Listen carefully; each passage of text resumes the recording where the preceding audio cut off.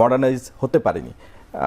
আপনি কি মনে করেন যে মানে ছাত্র শিবির সমর্থিত প্যানেলগুলোর যে সাফল্য, যেটা নীলুফার মনি নাকচ করে দিলেন, যে এরকম 90-এর যে পরিবেশ ছিল 24-এ বা 25-এ সেই পরিবেশ নয়, তো আপনাদেরই তো সহ সংগঠন ছাত্র শিবির, তাদের সাফল্য আপনারা কিভাবে সেটাকে ক্যাপিটালাইজ করবেন বা ক্যাপিটালাইজ না করার যে যুক্তিগুলো আপনি শুনলেন সেটাকে আপনি কিভাবে ব্যাখ্যা করবেন? ধন্যবাদ। প্রথম কথা হচ্ছে, আমাদের গ্রাম অঞ্চলে আমরা দেখি কিন্তু অনেক বাবাই স্বল্প শিক্ষিত, অশিক্ষিত, আর সন্তান অনেক বড় শিক্ষিত, স্মার্ট, মোটামুটি যুগের সাথে মিলিয়ে, এটা তার বাস্তবতা, কিন্তু বাবাকে কেউ অস্বীকার করে না। সুতরাং জামাত ইসলামের সাথে ছাত্র শিবিরের যে দূরত্ব, এটা আমি একমত না। বরং আমিও ছাত্র শিবিরের সেন্ট্রাল প্রেসিডেন্ট ছিলাম। আমি এখন ঢাকা সিটির নর্থ সেক্রেটারি, কেন্দ্রীয় কর্ম পরিষদ সদস্য, এবং বাংলাদেশ জামাত ইসলামীতে ছাত্র শিবিরের যত সেন্ট্রাল প্রেসিডেন্ট ছিলেন বা যারা, তারা প্রত্যেকে এর সাথে যুক্ত এবং কাজ করছে। সুতরাং এটা মোটেও ঠিক না। হ্যাঁ, এটা আপনি যে আমাদের জেনারেশন যেটা, এটি অবশ্যই আপনাকে স্বীকার করতে হবে। এক একটা জেনারেশনের এক একটা হাইপ আছে, তাদের একটা স্মার্টনেস আছে, তাদের বুঝ আছে। আমাদের পরিবারগুলো তো আমরা দেখি যে সবচেয়ে বয়সে কম, সে মনে হচ্ছে তথ্য প্রযুক্তি সবচেয়ে ভালো বুঝে, সে সবচেয়ে মনে হয় যে একটু ওভার স্মার্ট আর। সুতরাং কোনো সমস্যা না। আমরা আপু যেটা বলছেন যে 90-এর আন্দোলনের পরে আপনি যেটা বলেছেন, না, এটা একটা ছাত্র রাজনীতি। এটাকে সেকেন্ড পার্লামেন্টও আমরা যদি বলি, পাচ্ছের অক্সফোর্ড, পড়ালেখার দিক থেকে হয়তো অনেক পিছিয়ে আছে, কিন্তু ঢাকা বিশ্ববিদ্যালয় ঢাকা বিশ্ববিদ্যালয়। সুতরাং এই জায়গার যে নির্বাচনের প্রভাব, এটাকে আপনি ইনিয়ে বিনিয়ে আমরা ছিলাম না, যেতে পারিনি, যাইতে পারেন না কেন? আপনি কোথায় ছিলেন? যারা যাইতে পারেনি তারাই তো গুপ্ত সংগঠন, তাহলে কেন যেতে পারেন নাই? আপনি এখন হেরে গিয়ে অনেক কথা বললেন, জাহাঙ্গীরনগর বিশ্ববিদ্যালয়ের রেজাল্ট দিতে গিয়ে আপনি অনেক লম্বা সময় নিয়ে নিলেন, তারপরে তো কী হলো? আমরা দেখছি লন্ডন থেকে ওখানে মিটিং হয়, আবার সেখানে শিক্ষকদের সাথে যাদের সাথে মিটিং হয় তারা আবার পদত্যাগ করে, অনেক কিছু নাটক আমরা দেখেছি। সুতরাং এই নাটকের রাজনীতি আসলে বন্ধ হতে হবে। আমি বারবার বলছি, এটা যদি জামাত করে তো পিছিয়ে পড়বে। ফ্যাসিবাদ কিন্তু কোনো শেখ হাসিনার সাথে কোনো যুক্ত জিনিসের না, এটা একটা চরিত্র। সুতরাং এটা আপনি ধারণ করলে আপনি পিছিয়ে পড়বেন, আমি করলে আমি, কারণ এটা পরিত্য।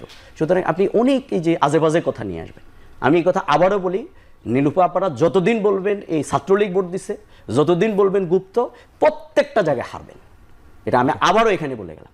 কেন হারবেন? এই যে আপনারা এই কাজটা করতেছেন, এটা না করে বরং, তাহলে তো বুঝায় যে আগামী দিনের রাজনীতিতে আপনারা হারলে কি করবেন, সেটা তো এখন আমরা দেখতে পাচ্ছি। নীলুফার চৌধুরী মনি, আপনি মানে আপনার কাছে তেমন আমার কোনো প্রশ্ন নেই। যেটা বলছিলাম বিরতিতে যাওয়ার আগে, যে বিএনপির বাক সংযম নিয়ে বলেছে, বাক সংযম দেখাচ্ছে না বিএনপি। ডক্টর রেজাউল করিম যেটা বললেন, যে তারা যদি এভাবে বলতে থাকে তারা তার পরিণতি এত বেশি বাক সংযম দেখাচ্ছে। যে আমি বলি, বাক সংযম যদি এই হয় যে স্লোগানে মানুষের চোদ্দ গোষ্ঠী তুলে গালাগালি করা হয়, এটাকে যদি বাক সংযম বলে আমি জানি না, তাহলে বাক সংযমের ডেফিনেশনটা কি? বিএনপি এত বেশি দেখিয়েছে যে আমার ভাই জামাতের, তারা তাদের শিবির দিয়ে যে গালিগুলা দেওয়া হয়েছে বিএনপিকে, বিএনপির চেয়ারপারসন, অ্যাক্টিং চেয়ারম্যানকে এবং সহ সবাইকে যে গালিগুলো দেওয়া হয়েছে, বুয়েটের ছাত্রদের দিয়ে, ঢাকা বিশ্ববিদ্যালয়ের ছাত্রদের দিয়ে, ছাত্র দলের নাম কেন ঘোষিত হইলো, ছাত্র দল কেন ব্যান হবে না, তারপরে বিভিন্ন কারণগুলোকে কেন্দ্র করে আমাদের দলে একজন আরেকজন মারা গেছে, আমরা অস্বীকার করি, বিভিন্ন ট্যাগ লাগিয়ে গালাগালি করা হচ্ছে। আমি শুধু প্রমাণটা সামনে দাঁড় করিয়েছি। প্রমাণ দাঁড় করানোর জন্য যদি ট্যাগ নিতে হয় তাহলে নিলাম। আমি আওয়ামী লীগের সময় আপনারা জানেন আমি কি পরিমাণ টকশোতে, আমি কি পরিমাণ বলিষ্ঠ কণ্ঠস্বর ছিল আমার, তারপরেও কিন্তু আওয়ামী লীগ ফ্যাসিস্ট এরকম গালি দেয় নাই। আর জাকসু নির্বাচন নিয়ে উনি এত কথা বললেন, হঠাৎ করে আপনি বলেন তো 48 ঘন্টা ভোট গণনা হলো জাকসুতে, হঠাৎ করে একটা স্বতন্ত্র দ্বারা পাশ করে গেল, যেখানে সব পুরো প্যানেল গেল। এটা কি নুরুর মতো হয়ে গেল না? রাত 3টার সময় নুরুর যেভাবে হয়েছিল। আচ্ছা, 2টা বিশ্ববিদ্যালয় সেম অমুছনীয় কালি, আপনার জায়গায় মুছনীয় কালি হয়ে গেল। আপনার কি হলো? 2টা জায়গায় একই, আপনার ব্যালট পেপার বেশি পাওয়া গেল।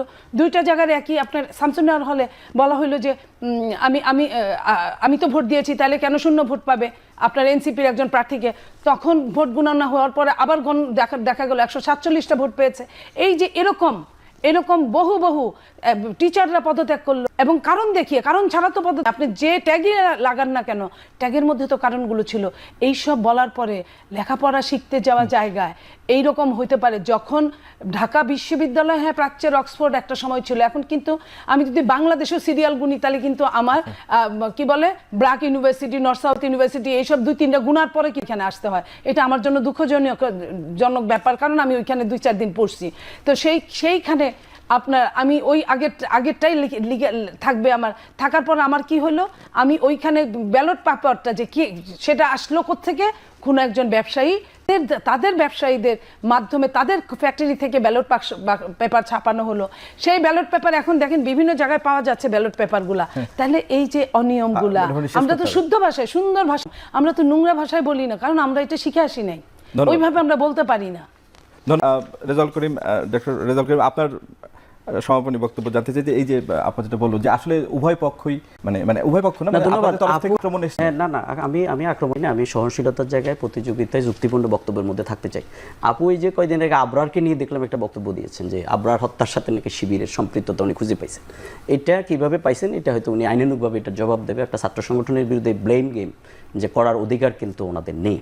আর এই যে বলছেন যে শিবির কি বলছে, ওনাদের এটা বলছে, ওনারা কি বলেন? ওনারা বলেন যে শিবির জবাই করে, এগুলো ওনাদেরকে আপনি ছাত্রলীগ বলবেন, আপনি ঢাকা বিশ্ববিদ্যালয়ের সব ছাত্রদেরকে অপমান করছেন। সুতরাং এগুলো করার রাইট কিন্তু কারণে, বরং এগুলো না করে বরং আমাদের প্রত্যেককেই জনগণ যেটি রায় দেয় সেটিকেই মেনে নেওয়া উচিত।